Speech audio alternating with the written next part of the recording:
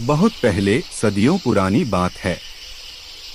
एक बार एक घना और शांत जंगल था, जहां हर जानवर चैन से अपना जीवन बिता रहा था। लेकिन एक दिन अचानक उस जंगल में एक बहुत ही बड़ा, विशालकाय और भारी भरकम हाथी आ गया। गजासुर। गजासुर का शरीर साधारण हाथियों से कई गुना बड़ा था। उसके लंबे लंबे दांत, लाल चमकती आंखें और गुस्से से भरा चेहरा देखकर पूरा जंगल कांप उठा। जब वह अपने चारों भारी पैरों से चलता तो धरती हिल जाती और जमीन पर गहरे गड्ढे पड़ जाते। वह जंगल में इधर उधर दौड़ने लगा, कभी अपनी लंबी सूंड से बड़े बड़े पत्थर उठाकर फेंकता, तो कभी पेड़ उखाड़कर जानवरों पर फेंक देता। सारे जानवर डरकर भागने लगे। हर दिशा में अफरा-तफरी मच गई। थोड़ी देर बाद गजासुर को प्यास लगी, तो वह जंगल के बड़े तालाब के पास पहुंचा। वह पानी पीने लगा और पीते पीते पूरा तालाब खाली कर दिया। अब उसने जंगल के सबसे बड़े तालाब की ओर बढ़ना शुरू किया, जिससे पूरा जंगल डर से कांप उठा।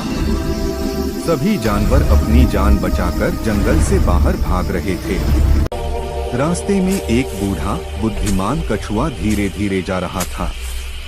उसने भागते जानवरों से पूछा, तुम सब क्यों भाग रहे हो? जानवर बोले, गजासुर नाम का बहुत बड़ा हाथी आया है।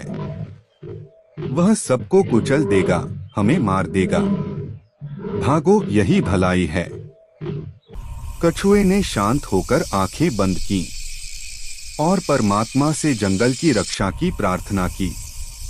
कुछ देर ध्यान में रहने के बाद उसके मन में एक उपाय आया।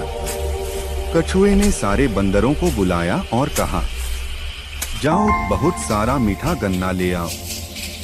सभी बंदर दौड़े और ढेर सारा गन्ना लेकर आए।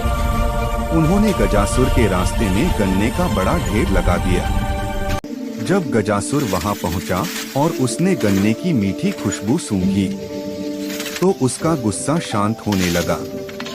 उसने गन्ना खाना शुरू किया और हर कौर के साथ उसका मन बदलने लगा। धीरे धीरे गजासुर का जादू टूट गया।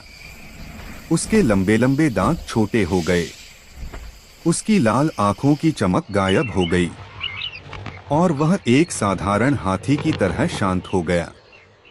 अब वह जंगल के बाकी जानवरों के साथ रहने लगा। कभी उन्हें पानी पिलाता, कभी उनके बच्चों से खेलता। सबने मिलकर जंगल को फिर से खुशहाल बना दिया। कछुआ मुस्कुराया और बोला, हमें हमेशा परमात्मा पर विश्वास रखना चाहिए और अपने व्यवहार को गन्ने जैसा मीठा रखना चाहिए। पर आपने लाइक सब्सक्राइब नहीं किया।